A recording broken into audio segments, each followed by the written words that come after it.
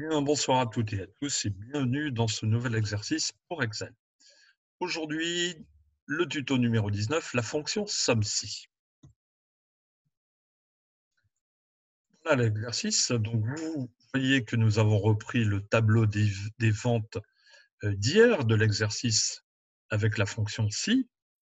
Par contre, le travail attendu va être différent.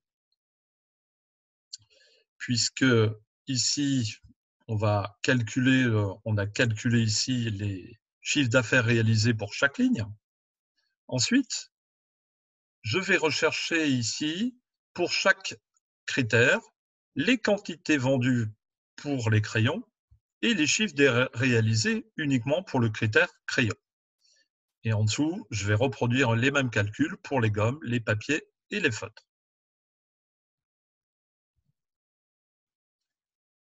Alors, on va attaquer ici, je vais mettre dans la cellule. Donc, pour commencer le calcul, on se souvient maintenant que le signe égal est impératif. Je vais rechercher la fonction SUMSI. Donc, je mets le début de la fonction dans la liste déroulante. Je vais double-cliquer sur la fonction SUMSI. La parenthèse est ouverte. Je vais dans un premier temps, vous voyez ici, je vous laisserai comme d'habitude télécharger et vous aurez le rappel de la construction de la fonction SUMSI.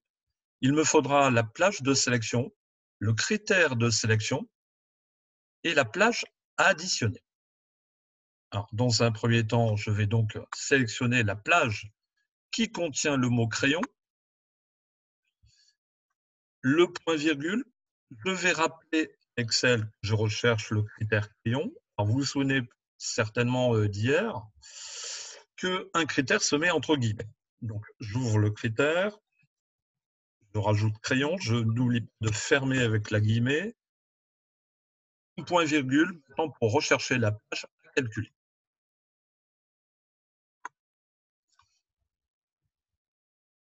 Non, ce n'est pas celle-là, c'est effectivement d'abord les quantités. Donc, je referme ma parenthèse, contrôle entrée. Donc, il y a bien 245 crayons de vendus sur mon tableau.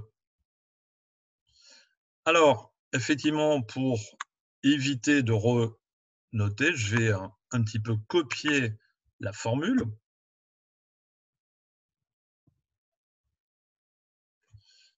Sélectionner ma cellule à côté. La coller. Donc, je n'ai plus qu'à aller dans ma barre de formule maintenant pour indiquer que la plage pour les crayons recherchés est toujours la bonne. Par contre, le calcul ici à effectuer, c'est les chiffres d'affaires. Donc, c'est rechercher ce qui se passe dans la page de 3 jusqu'à 12.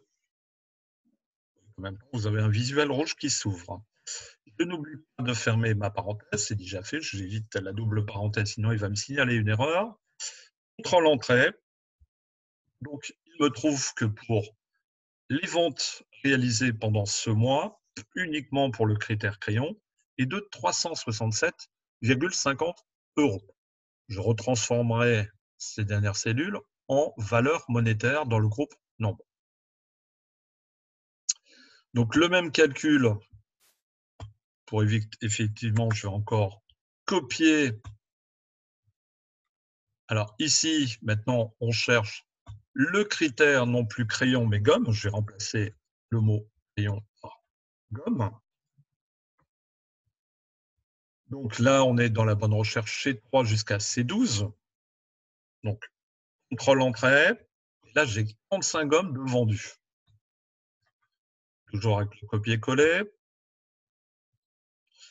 Donc, on est sur la gomme.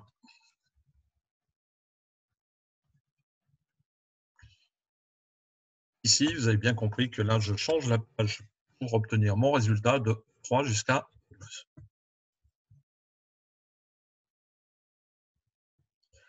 Et donc, pour les gommes, j'ai trouvé 45 gommes de vendues pour un total de 180 €. Toujours mon copier-coller, c'est un peu plus rapide. Donc, on n'est plus sur le critère crayon. Vous avez bien compris que maintenant, je vais m'adapter. je vais adapter chaque ligne au nouveau critère. Et là, on recherche le papier. Attention de ne pas faire d'erreur d'écriture, sinon il ne reconnaîtrait pas votre critère. Contrôle entrée, donc 250, je suppose, non pas feuille de papier, mais ramettes de papier.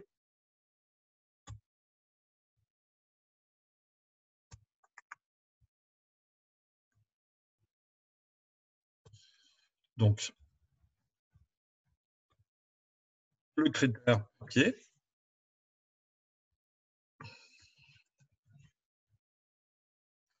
Et somme réalisée, donc la page de 3 jusqu'à 12. Donc, on a répété quelques fois, vous allez voir, ça rentre seul. Donc là, les 250 ramettes de papier, hein, je vous rappelle que les ramettes de papier étaient vendues 10 € pièce, donc forcément, on a bien un total de 2 500 €. Pour les feutres, toujours le copier-coller.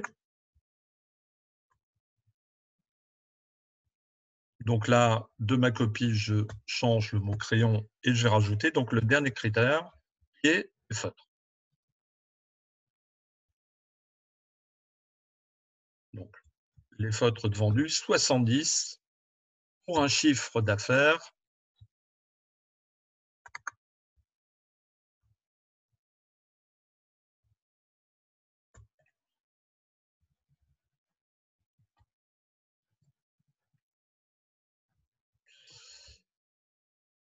donc, le chiffre d'affaires se situe dans les cellules, la plage de cellules de E3 jusqu'à E12. Donc, je n'ai plus qu'à transformer ce groupe de cellules en valeur monétaire. Je trouve le bouton directement, format nombre en comptabilité. Et donc, voici donc les sommes réalisées donc avec la fonction somme-ci, avec pour chaque ligne une condition. Le travail étant terminé, j'espère que vous avez apprécié cet exercice. On se retrouve dès demain. N'oubliez pas de télécharger l'exercice à la suite pour vous entraîner. Sinon, retrouvez tous mes tutos sur la chaîne YouTube André-Marc Decroix. En attendant, je vous souhaite une bonne soirée et faites bien attention à vous. Au revoir.